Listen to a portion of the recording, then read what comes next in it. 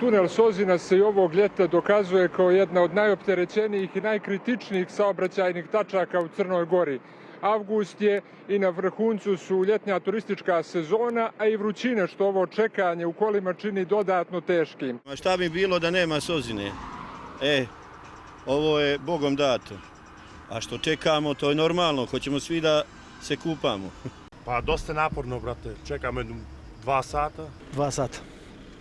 Znači prvo Vin Pazar, gore neki haos bio, bukvalno od 5 km od pred Skadarskog jezera je bio haos i sad je ovo ovdje. Dosta je tih strpljenja i tih izgovora, tih pauša. Evo, ovi su 2 trake Sretno, pripremite se bolje, ovo nikud ne vodi. Znači mora nešto da učini, ne smo uliko se čeka, čoveče. Zamisli male bebe sad po kolima. Čekamo već sat vremena, sigurno. I kako, imate li vodu, jeste se opremili za to? Vode nam je ostalo još malo. Ali još malo, popila sva.